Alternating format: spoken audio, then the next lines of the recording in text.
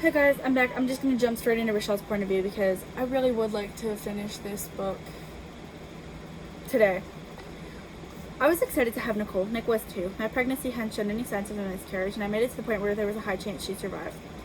I was happy and thankful I got a chance to experience motherhood. I loved Nicole, but I still thought of the others. I lost them before they even had a heartbeat, but Nicole was healthy. Maybe it wasn't me. Maybe it was Jacob. Maybe he was just weak, and my body couldn't help support the baby without draining me. Maybe it was a sign. On the 4th of July, I was sitting with Nick. We were talking about fireworks and how we wanted to set them off if it wouldn't hurt the baby. I knew it wouldn't be the end of the world, but I didn't want to risk it. Before I knew it, my water broke, and I was being rushed to the hospital. I was terrified. I was scared that she might come out wrong or something. Nick sat beside me on a creaky hospital chair, and the noise of him moving around irritated me.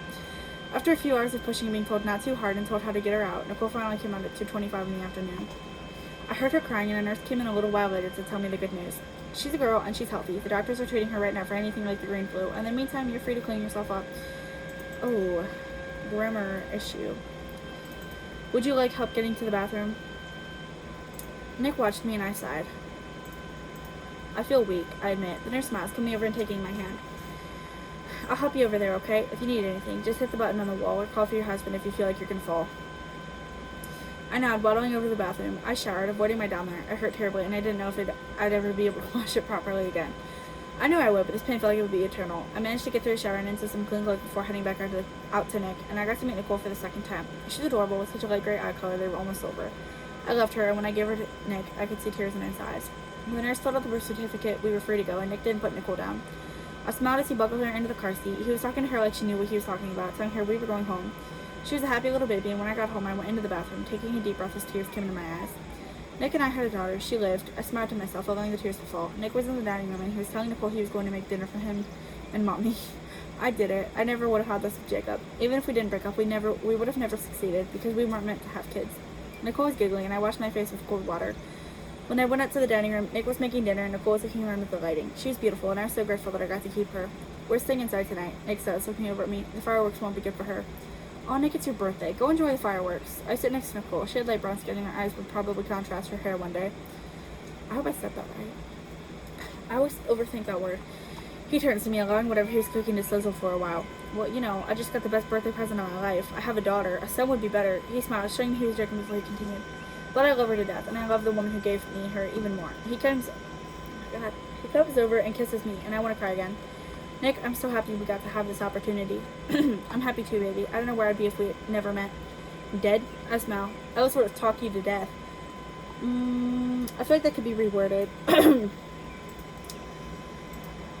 He smiles, kissing me before turning back to the food. That night, Nick and I lay together watching the notebook while holding and sleeping Nicole. She wasn't very loud and she didn't cry a lot. When we lay down for bed, she was out instantly. I could see her breathing still, but it was abnormal for her to have gone to sleep so fast. Maybe I was lucky for night one. In the morning, she hadn't woken up at all through the night, so I worried she wasn't okay. I looked in the crib and she was still breathing. Oh, what the heck? Okay, that's a good sign. Over the next few weeks, though, she always slept that night. She didn't cry until I woke her in the morning, stopping because I knew instantly she needed a diaper change and a bottle. Are you for real?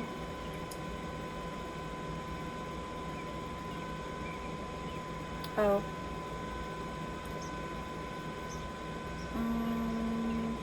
I don't think that's even a real person. Oh my god. I don't want to restrict them. I want to block them and report them for spam. What the heck? No. Instagram, no hate, but it needs to clean itself up. Because, what the heck? You've got all these bots messing around and stuff. What the heck? Anyways. Over the next few weeks, she always slept at night. I knew instantly she needed a diaper change and a bottle. My face doesn't feel right. I told Nick about my fear, and he said I was worrying too much. Trust me, she's normal. He smiled at me, and I believed him for a minute. Until her behavior...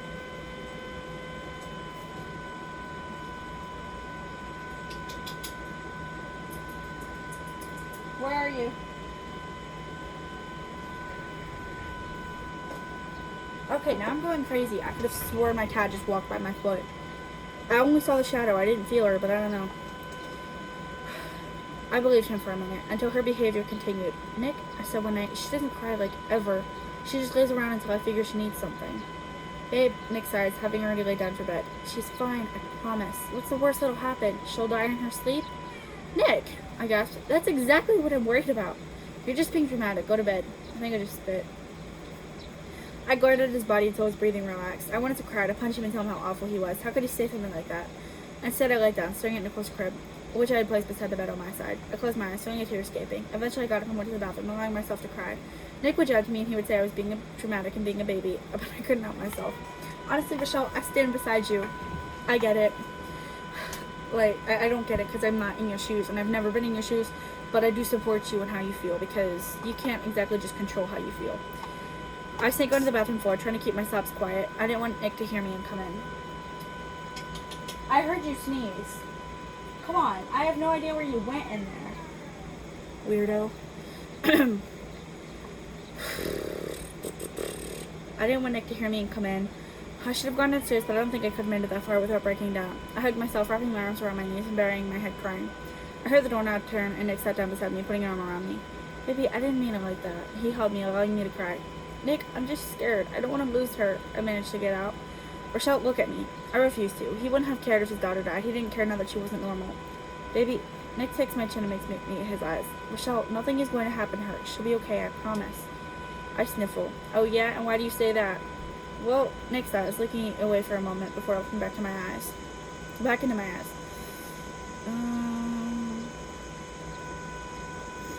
I don't really know. I kind of feel like what he's going to say is going to be cringe. So, I should put like a warning up. This is going to probably be pretty cringe. I haven't admitted this. Well, I should say. But over the past year or so, I lost faith in God. I'd been so broken and defeated, I figured if he was real, he wouldn't put me through it. Nick sighs again. But meeting you and having Nicole, seeing you're not like Kayla, his voice breaks for a moment before he continues. I know he's going to take care of us. I smile. Nick, I love you too. I hope you know that. I do. He smiles, kissing me. I wish we could stay like that, but he talked me into getting into bed with him. He held me tight, promising me things would be okay. And things were. I ended up pregnant again a couple years later with another girl. I knew it!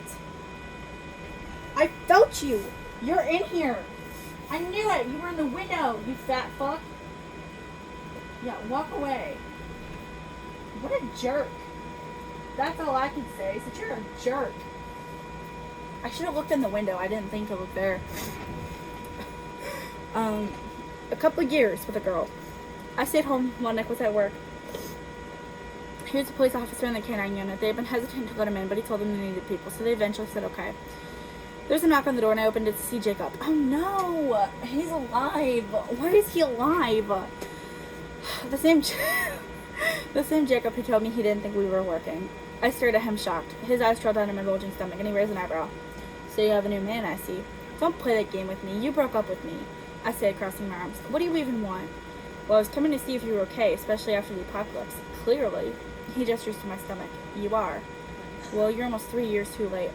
I know, Rochelle. I'm sorry for what happened between us. I'm willing to take in that baby as my own. I'll pretend I'm its dad and everything. Oh my god, this movie's delusional.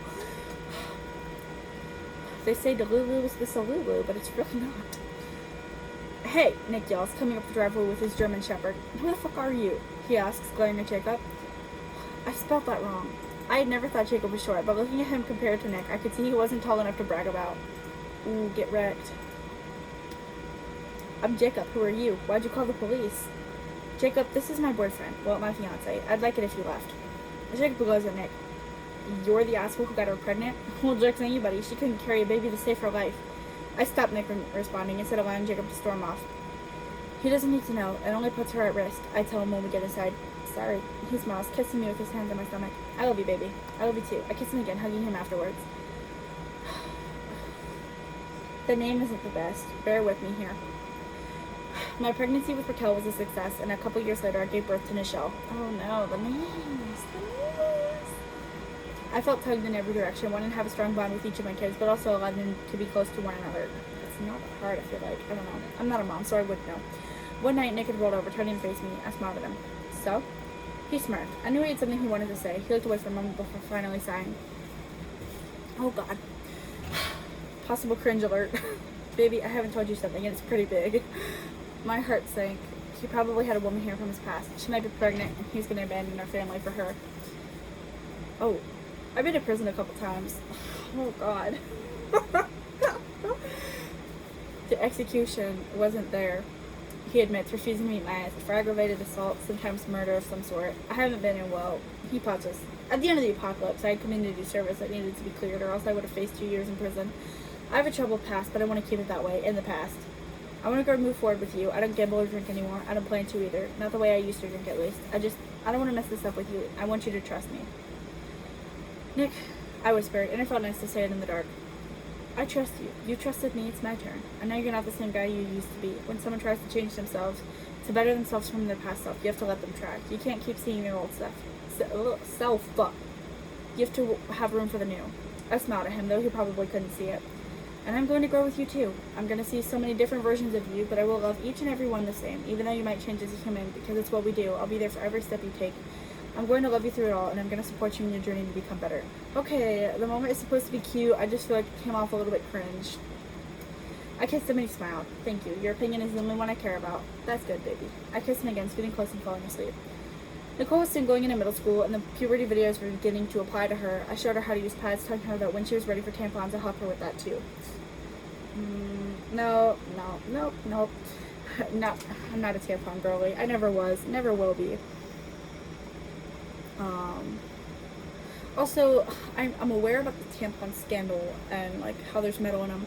Is that all of them, or is it a certain brand? Because I don't keep up with the news. So if anybody knows and watches and gets this far, can you please let me know? Because I don't know if it was just a brand or if it was any kind of tampon. I don't know. She had grown into a beautiful preteen, and she was only going to get prettier. She had dark brown hair starting at the roots of her hair, and where we thought it would only be black, it had faded. So she had black tips, and about halfway through her head, it became brown. She refused to cut it, only giving it turns from time to time. She'd also got into reading, and she loved reading romance stories and talking to me about them. Raquel was into video games, and Rochelle was more into fashion, often drawing and designing little dresses her dolls would one day wear. So basically, now that I think about it, Nicole, her hair is kind of like Rapunzel's. Now, hear me out. If she cut her hair about like right here-ish to her, it would all be brown and she would never have the black in it again. So she has no other choice but to let it grow out and become... You're fast. And become super duper long. Drawing and designing little dresses for her dolls one day to wear. Well, one day wear, I don't know. Wait. I don't know. I don't remember what I said, but Nicole reads. She likes romance stories and talking to her mother about them. Raquel liked video games. And Rochelle is into fashion. I'm pretty sure that, and I don't know, this isn't canon, Rochelle doesn't really matter, but I'm pretty sure I, for some reason, made her a gymnast, because that's what the base of her doll was a gymnast doll. So she doesn't really matter. She kind of shouldn't even really exist. Fun fact, actually, this is why the videos are so long. There was supposed to be a fourth daughter. Her name was Nicole, like Nickel, practically, like Nickel, basically. And she was the fourth daughter. She was super, like, she was a toddler, and me and my sister both hated her, so we just said no, and we deleted her existence. But that hurt. You hurt me, and you do it all the time. Hi, baby. Here she is, the monster in disguise. What was I saying? She just jumped on my fresh scratches that she put there from falling off my desk.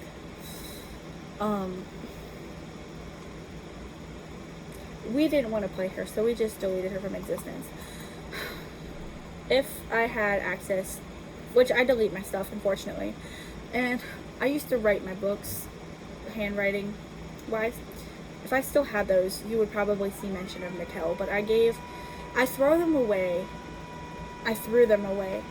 and then I gave the last ones that I ever wrote to my sister, and then they got ruined. Not her fault, it was just, they would fall on the floor, and then something would spill on them on accident and whatnot, so they all got ruined. But you would probably see the handwritten, you would probably see Nicole mentioned in those. But Nick was still a cop. and he had become a better man. Not like he wasn't already a good man, but he was trying to erase his past from people's memory. Not like he's got much left to do. Josh had been released from the White Garden Asylum a while ago, but he hadn't been seen after I told him I didn't love him the way he loved me. He had said he felt love, and I felt bad for telling him we were just friends, if we could even call it that. I hoped he was doing okay and that he wasn't holed up and dead. I listened to Zoe, who moved back in next door, and I suggested Nicole try to befriend Ellie. She didn't remember being best friends with her when they were way little, but I wasn't going to force her to stay friends. Things would be okay. Nicole was okay. Nick was okay. We made it. Together as a family, we made it. Kind of a cringe ending. Like, this is the final note that Rochelle is leaving you guys with, I think, in the whole series. So, she can't end on a bad cringe note, and I think she's going to. That's it for her. Next time is going to be Nick. I hope to see you there.